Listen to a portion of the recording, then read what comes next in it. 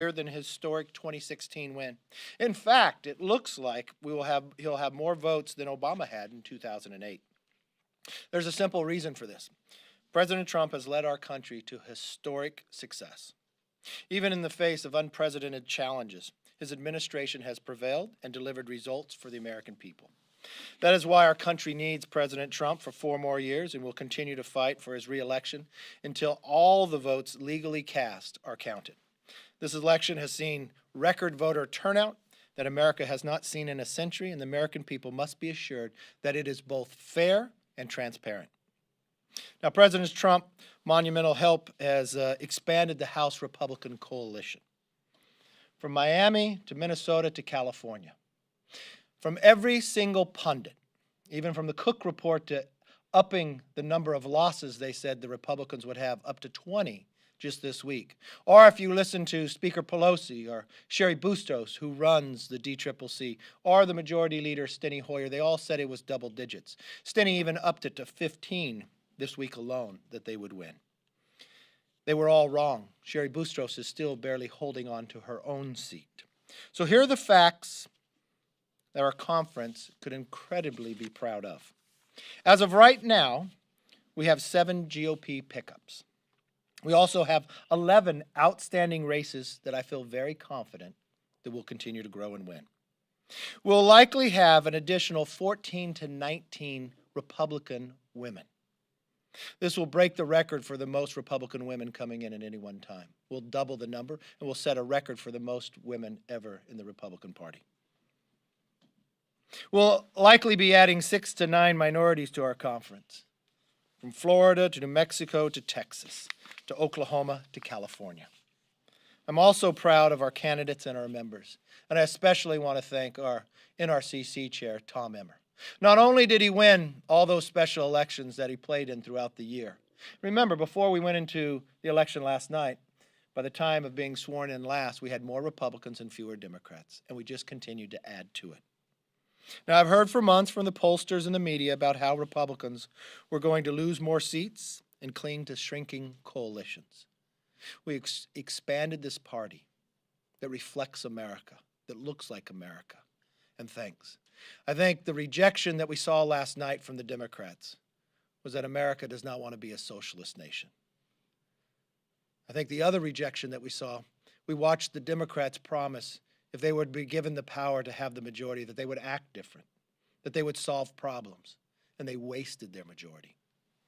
So we look forward to continuing to work for the American public, our commitment to America, that we will renew, rebuild, and restore this nation is what our commitment is and will be. I don't know at the end of the day what will happen in the Democratic Conference. I don't know at the end of the day. I know the vote on the floor is difficult for Speaker.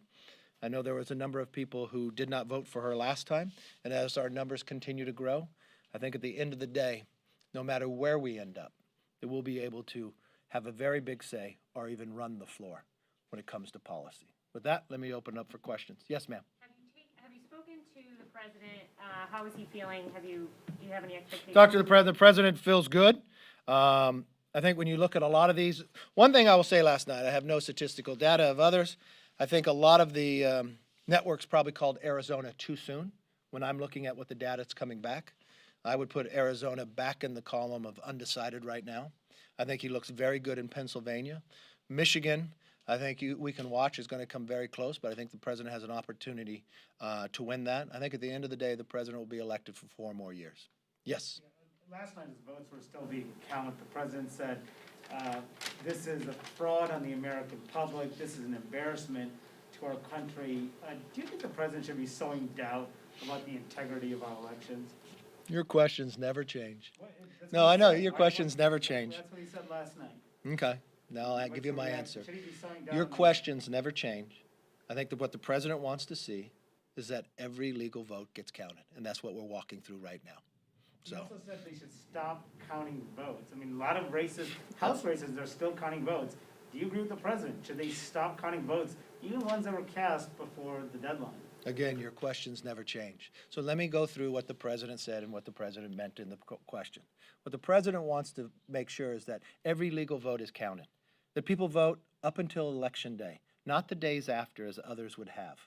That's what the president refers to. I don't think people should be able to vote today, and I would think every other American would feel that exact same way. And that's exactly what the president was expressing. I know you want to try to express something different to it. I know you'll be upset if the president wins re-election again, but the American people have a voice. I know the pollsters were wrong, just like they were wrong 4 years ago. This is what a republic and a democracy is about. And we want to make sure it's legal, it's fair, and that every legal vote is counted, and that's what we're working towards. But I don't think people should vote after the election, no. Do you have evidence of that happening? Yes, Evidence ma'am. of that Yes, happening? ma'am. Will you accept the election results once they are certified Yes. from the remaining states that we don't have yet? Yes. Yes, ma'am. The president has mentioned that he is confident that the Republicans are going to take over the House. Are you confident of that? Well, I'm very confident we continue to grow our majority. Much different than what every pundit had said, that we would lose on an average of 15 to 20 seats. Well, we know that's not true. We know that we continue to grow. Already 7 seats, with another 11 that we're winning right now. So we'll see our majority continue to grow, and we'll see where this all ends up. But we thank the American public for their participation. We thank them for participating in this campaign. And now it's a time to govern as we finish out making sure every legal vote is counted, and that the campaign is fair, and the election will be shown by all Americans. Thank you very much, and God bless. Any evidence of voter fraud?